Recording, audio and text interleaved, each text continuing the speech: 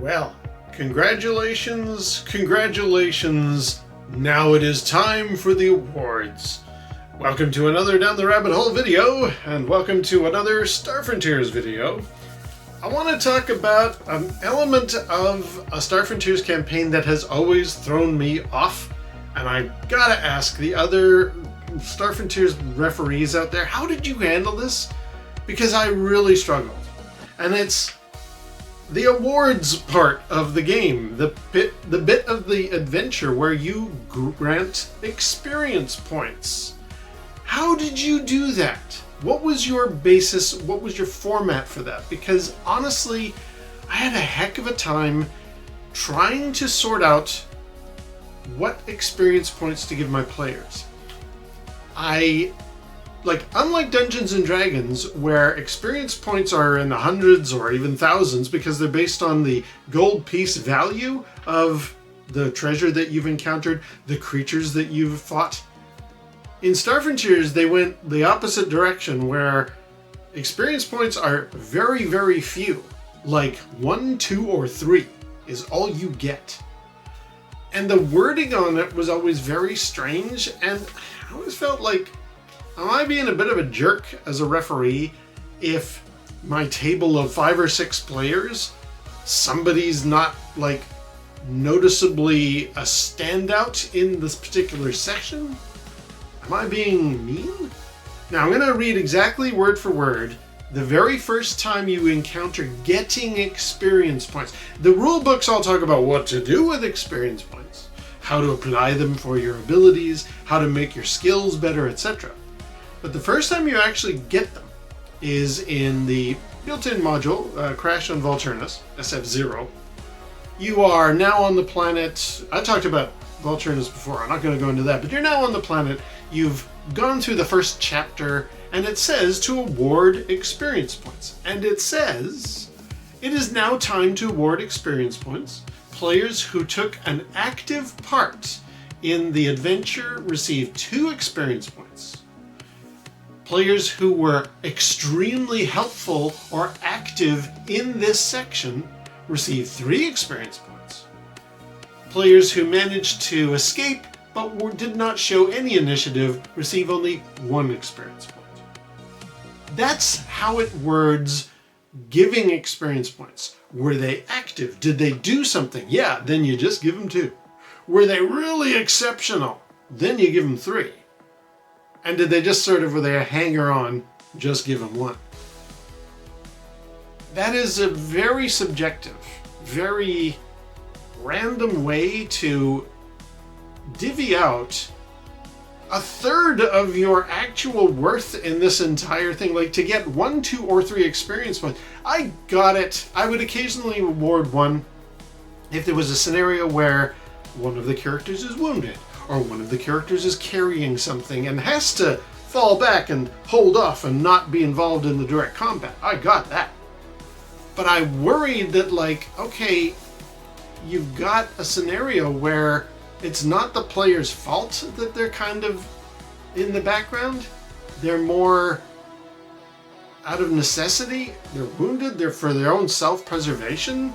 They're not taking an active part, so they're getting punished. And how often do experience points come up?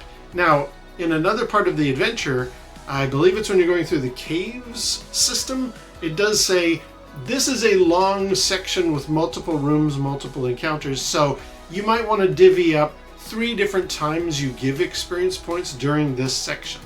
And sure, maybe, after section 7 you want to give out some awards or what have you.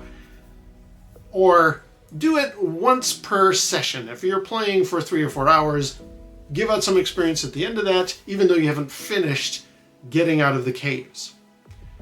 Very random and very up to the judgment of the moment, very subjective.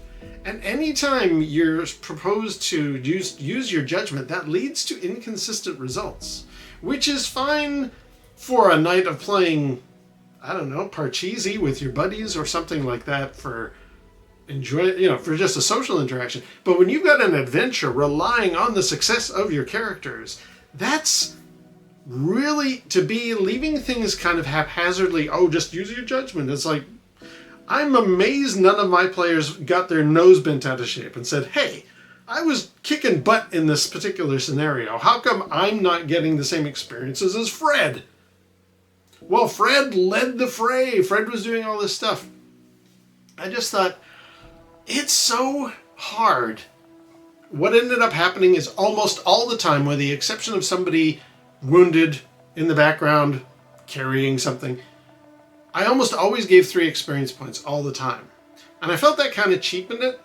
But I couldn't wrestle with, how do I give the experience points themselves properly in a way that I feel is fair? Like, at least with Dungeons and Dragons, it is a mathematical formula. You killed these many orcs, these many gnolls, and now you've got this many gold pieces and a magic sword. Well, let's just add up all those numbers. Hey, you get 500 experience points or whatever. Nice and easy, no gray area there. But in Star Frontiers, not that simple. You only get 3 experience points max, so you're really starving for every single one. And if you're getting shafted and some of the other players are getting a better result, it might make somebody who feels like their contribution to the adventure was not being very well appreciated. And that's not conducive to a fun night of play. Now, I was kind of inspired to think about this because last summer, Bob Worldbuilder did a video about house rule to kind of mix up and make more interesting his adventures. And it's not exactly connected to Star Frontiers experience points, but it did make me think. He was kind of like, he came up with this idea of the blank check. I'll put a link down below to his entire video because it's very good and it's a real chin scratcher. He brought up, for example, like using an ability score that you wouldn't necessarily assume is connected to this situation, but it makes for an interesting story. He gives the example of you're swinging Tarzan style from vine to vine. Is that a strength check or is that a dexterity check? And he even argues maybe it's a charisma check? No, sorry, a wisdom check. One or the other. And his players were able to like kind of use this as a way to bring a new angle into their session, into their adventure. Again, it's not quite connected to the Star Frontiers experience system, but I just thought, I've always struggled with, how do I make the experience points system in Star Frontiers make sense to me? And I never quite did it. I'm glad that Bob Worldbuilder has these like house rules and interesting ideas and concepts that might bring more for the characters, for the players, to think outside the box. You know, let's not just nail ourselves to the Dungeons and Dragons formulaic, here's the number of hit points, here's the number of gold pieces, here's what you get for experience. Let's make it more interesting than that. And in Star Frontiers, you're almost required to be more interesting. Otherwise, you're only going to get 1 or 2 experience points. And who knows when the next award of experience points is going to be. And they're kind of critical. That's how you increase your hit points. That's how you increase your strength or your intelligence. There are things that you need to, well, logic. Star Frontiers didn't use intelligence. But you know what I mean? Like, if you want your character to improve, you need to spend those experience points. You need those experience points. So to get like 1 time every session, you might get 1 or 2 experience points. Oh my god, or maybe even 3! I might be awarded the most coveted prize. Like, this gold cup is kind of representative of the award system. Like, I don't want a bronze cup for what I was just doing this whole session. A silver would be nice, but if I'm going to have to hope and pray to get a gold just to get my character up a level so that he has a slightly better chance to hit, I'm really going to be appreciating what experience points I get. So for me as the referee, I'm like, am I being a bit of a jerk by only giving 2 for this situation? According to the definition, you did a lot. You were present and impactful for the session, but did you go above and beyond? Is this like a tipping a waiter situation? Am I going to give you an extra little bump of experience points because you really impressed me? I mean, I guess, yeah, but that's a hard position for me to be in as the referee, and I've just got to know, how did you guys handle experience points? The books are very detailed on what to do with experience points, but the modules appear to imply only once a session or what have you, you're going to get the 1 to 3 and not much more. I don't recall any module, sound off in the comments if I'm wrong, I don't remember any module that mentioned giving more than 1 to 3. Were there sessions where it's like, well, now you can give 2 to 6? Was there ever a module that said, you know, award 1 to 10? Like, then it makes it a little bit more, but then that goes against, like, how, okay, so what, you're grading what just happened in the adventure on a scale from 1 to 10? Okay, so what's the difference between a 7 or an 8 in that context?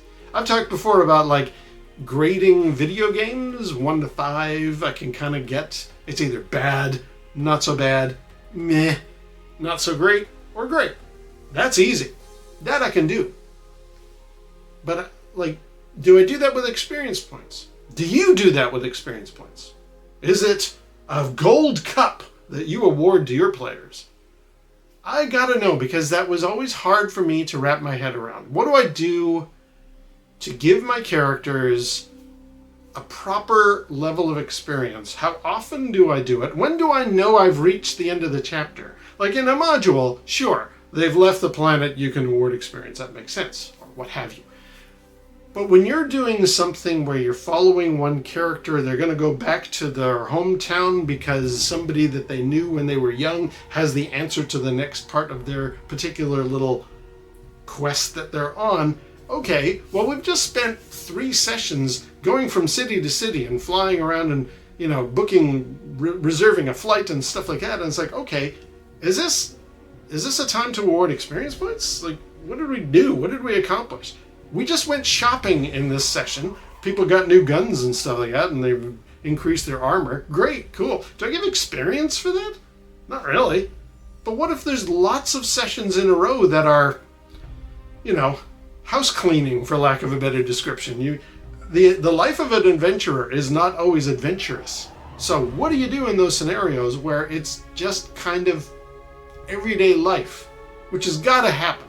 The law of averages, you've got to have kind of mundane episodes of sessions, of things that go on. And when do you know when to award experience points? How did you make that determination? And how did you grapple with the bronze cup, silver cup, or gold cup solution? I want to know. Anyway, I'm going to leave it there. Until next time, we'll see you down the rabbit hole.